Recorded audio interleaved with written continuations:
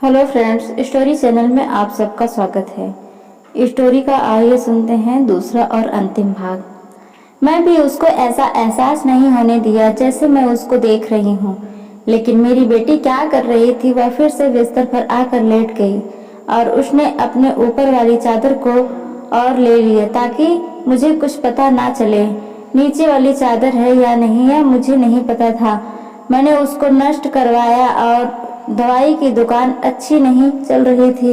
हमारी दुकान पर कोई बड़ा ग्राहक नहीं आता था, सिर्फ बच्चे ही गोलियां और टॉफियां लेने आते थे जो 5-10 देकर चले जाते। इसी तरह से तो काम नहीं चलने वाला था। मैं बहुत परेशान थी, लेकिन यह बात मैंने अपने बच्चों को कभी नहीं बताई। अभिषेक को भी कुछ नहीं बताया क्योंकि वह पहले से ही नौकरी कर रहा था।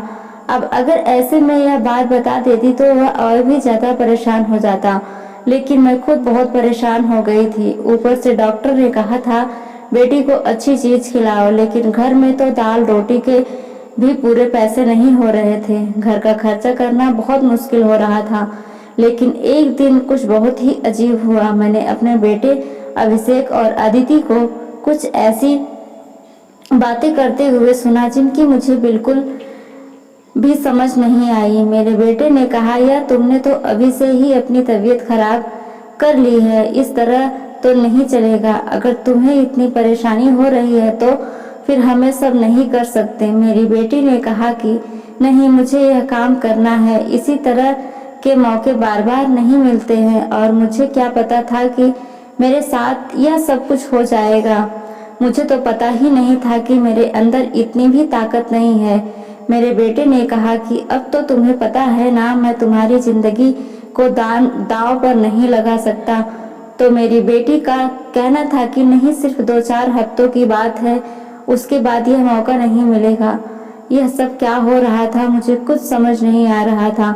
यह दोनों क्या बातें कर रहे हैं। एक दिन तो मैंने कुछ ऐसा देखा जिसको देखकर मैं दंग रह गई। सुबह सुबह ही मेरी बेटी ने चादर को फिर से धोकर छत पर सुखा दिया और वह एक तरफ खड़ी होकर उल्टी कर रही थी। मैंने कहा कि क्या हो गया है तुम्हें? वह घबरा गई और कहने लगी, क्या अचानक से मेरा दिल खराब हो गया। मैंने कहा, क्या मतलब है इस बात का कि दिल खराब हो गया? तुम्हारा क्या खा रही हो तुम ऐसा, और चादर को बार बार क्यों धोती हो? क्या छुपा रही हो मुझसे? अगर मुझे पता चला कि तुमने कोई ऐसी वैसी हरकत की है जिसमें मेरी और तुम्हारे बाप की इज्जत दांव पर लग गई तो मैं तुम्हें कभी माफ नहीं करूंगी।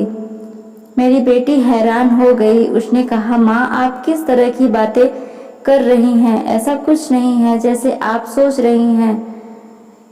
लगता है आज आपने कोई फिल्म देखी है या किसी ने आपके कान मेरे खिलाफ भर दिए हैं जो आप इस तरह की बातें कर रही हैं। मैं ऐसा क्यों करूंगी? और अगर मैं इस चादर को धो दिया है तो क्या हो गया? चादर गंदी हो गई थी, बस इसलिए धो दिया। आपको तो पता है कि कई दिन से मेरी तबीयत खराब है, तो दवाई खाने की वजह से मेरे पेट में भी खराबी हो रही है। अगर मुझे उल्टी आ गई तो इसका और कोई मतलब नहीं है। मेरी बेटी मुझे इस तरह से बात कर रही थी। मैंने उसके मुंह पर थप्पड़ दे मारा और वह जमीन पर गिर गई। तभी अचानक अभिषेक भी आ गया। उसने कहा कि माँ आप ये क्या कर रही हैं? आपने इस पर हाथ क्यों उठाया? तो मैंने इसको मारा है, इस पर हाथ उठाया है। ऐसा तो मुझे बहुत पहले ही करना चाहिए था, लेकिन अभी मैं पूरी तरह से बात के तहत नहीं पहुंची हूँ। जिस दिन मुझे पता चल गया तुम दोनों के बारे में, उस दिन देखना। अब मुझे खुद पता नहीं था कि मुझे क्या हो गया था। मेरे दिल में जो बात आ रही थी मैं वही बोलता जा रही थी, जो कि मुझे इस तरह नहीं करना चाहिए था। रात को अचानक मेरी आंख खुली और मैंने देखा कि मेरे बच्चों के कमरे की लाइट जल रही थी। उस वक्त वह क्या कर रहे थे? उनको तो इस समय सो जाना चाहिए था और मुझे तो शाम को कह रहे थे कि आज हम जल्दी सो जाएंगे। जब मैं कमरे के करीब गई तो वह न सिर्फ जाग रहे थे बल्कि बातें भी कर रहे थे। किसी बात पर बहुत ज्यादा खुश हो रहे थे। मेरा बेटा कह रहा था कि तुम बहुत खुशकिस्मत हो, तो बेटी कहने लगी कि हाँ खुशकिस्मत तो हूँ मैं, लेकिन अभी चल फिर से जब मेरी तबीयत खराब होगी तो माँ मुझे देखकर बहुत परेशान हो जाएगी। कब तक ऐसा झूठ बोलेंगे? बेटा बोला बस कुछ दिन की और कर लेते हैं, फिर सब कुछ ठीक हो जाएगा। मैं उनकी बातें सुनकर हैरान रह गई। आज मुझे रहा नहीं गया। मैं कमरे के दरवाजे को खोलने की कोशिश की तो मैं हैरान रह गई। उन्होंने दरवाजे को अंदर से बंद क्यों किया था? क्या वजह थी दरवाजा अंदर से बंद करने की? वैसे भी आप मौसम बदल रहा था, उनका दरवाजा खोलकर सोना चाहिए था।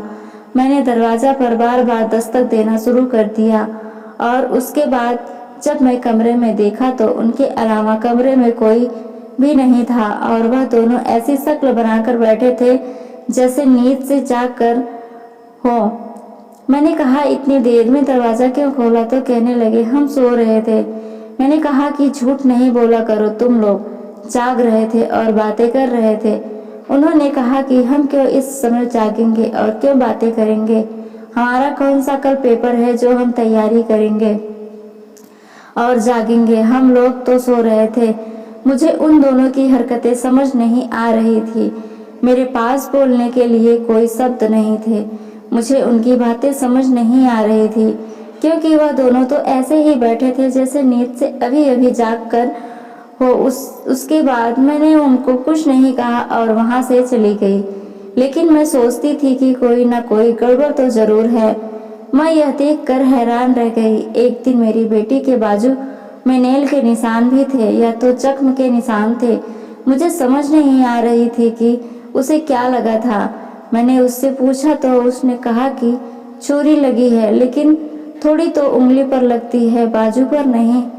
मेरी बेटी कोई ना कोई बात ऐसी है जो मुझसे छुपा रही थी। कभी बेहोश हो जाती थी, कभी उसके शरीर पर अजीब अजीब तरीके के निशान होते थे और कभी उठकर अपने बेड की चादर धोने लग जाती थी और मुझे कमरे में जाने नहीं देती थी।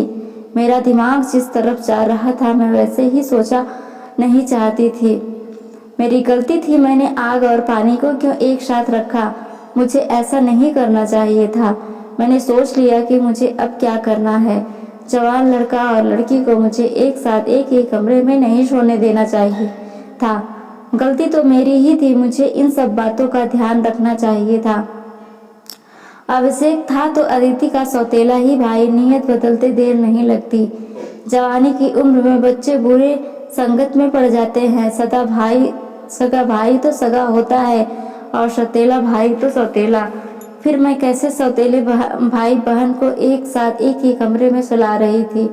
यह मेरी ही गलती थी। जब हम ही बच्चों का ध्यान नहीं देंगे परेशानियां तो पैदा ही होगी। अच्छी बुरी बातों का ध्यान तो हमें ही रखना होता है। बच्चे तो नादान होते हैं और नादानी में भी बहुत सारी गलतियां कर बैठे हैं। जैसे जैसे विचार मेरे दिमाग में आ रहे थे, अगर यह सारे विचार सही हो गए तो फिर सारा का सारा कसूर मेरा ही होगा। मैंने अपने बेटे और बेटी पर नजर रखी थी। एक दिन मेरा बेटा बेटी को कोई चीज लाकर दे रहा था तो चुप कर उनकी बातें सुनने लगी। उसने कहा कि तुम्हारी दवाई है, इस परेशानी के लिए यह दवाई ले लो तो सब कुछ ठीक हो जाएगा। उसने मेरी बेटी को छुपा कर वह गोलियां दी। मैं परेशान हो गई कि किस चीज की गोलियां उसको दे रहा है। आखिर ऐसी क्या बात है जो परेशानी है?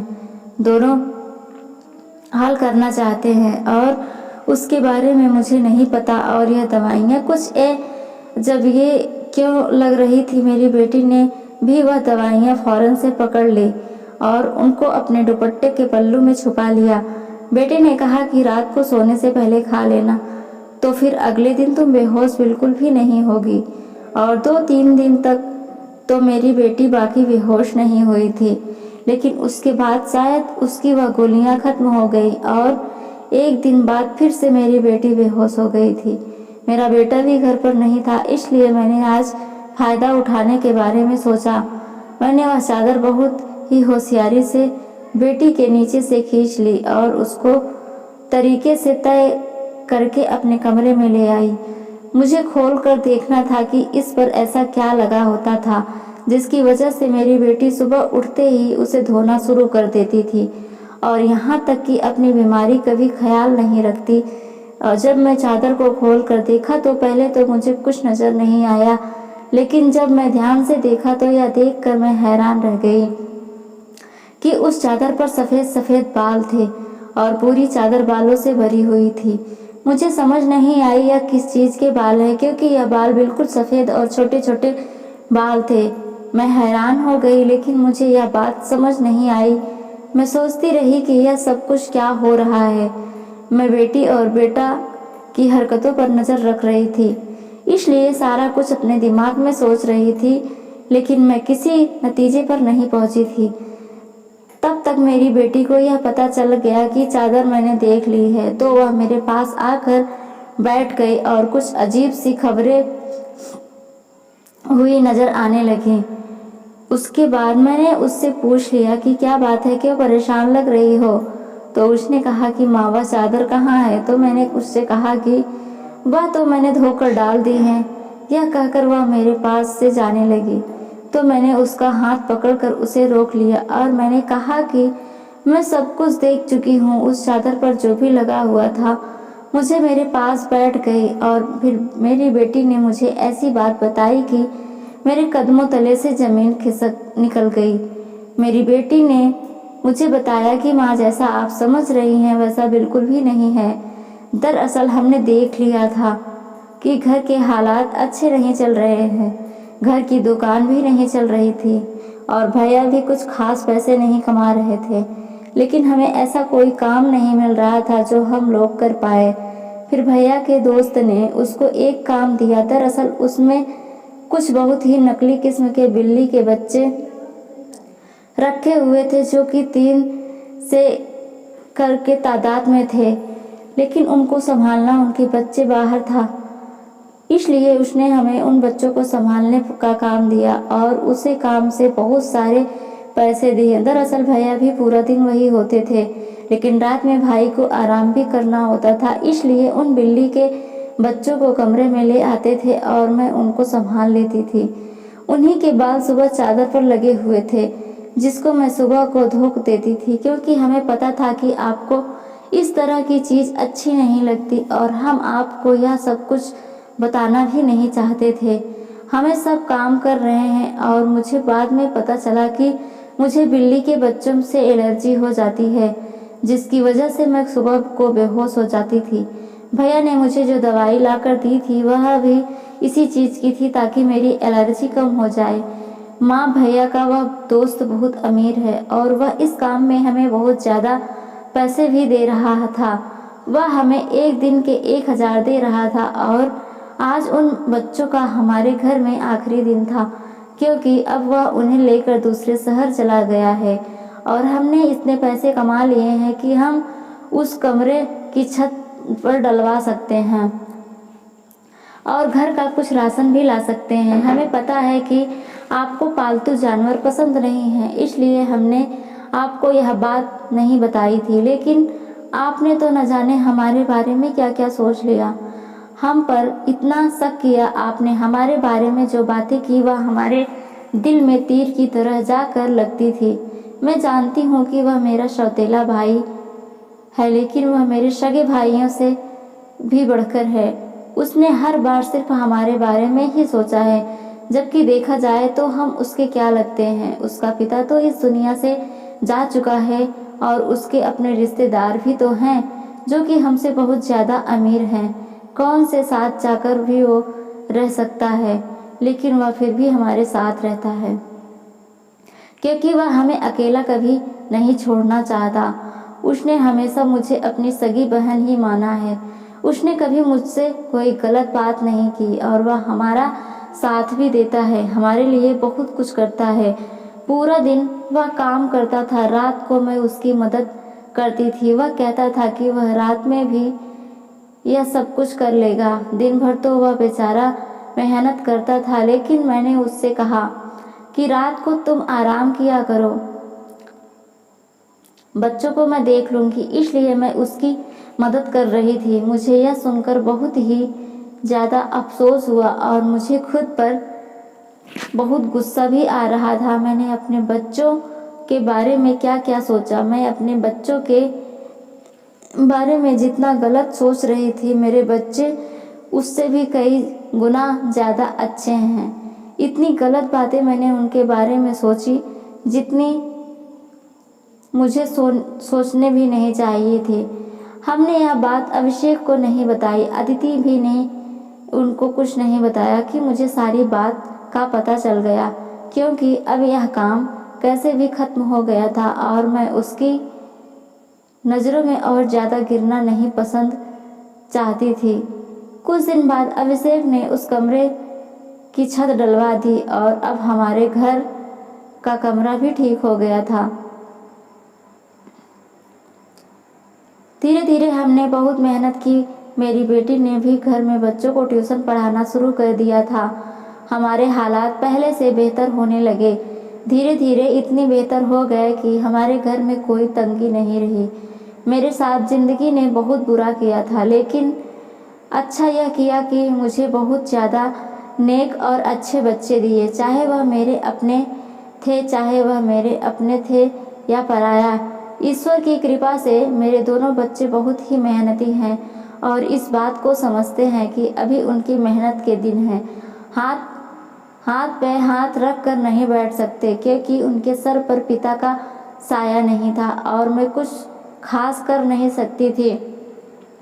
इस बात का उनको एहसास था और यह एक बहुत बड़ी बात है। ईश्वर की कृपा है कि अब सब कुछ ठीक हो गया। ऊपर वाले का लाख लाख शुक्र हुआ।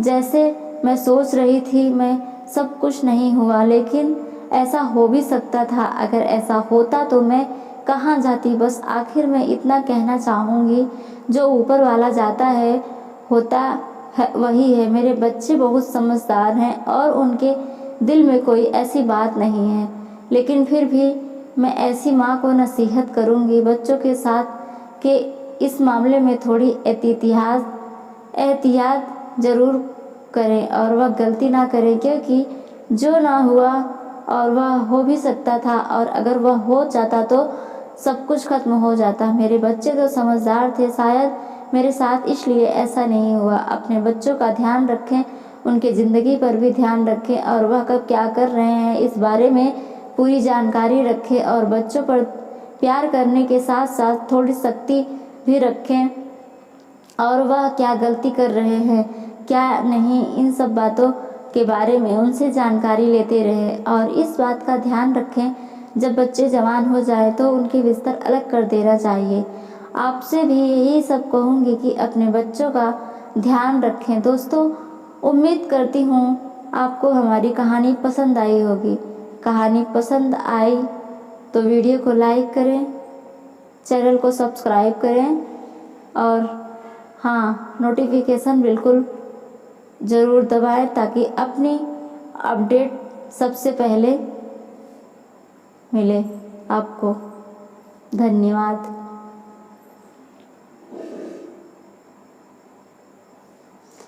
तो दोस्तों, ये रही आज की कहानी। कहानी कैसा लगा कमेंट करके ज़रूर बताइएगा।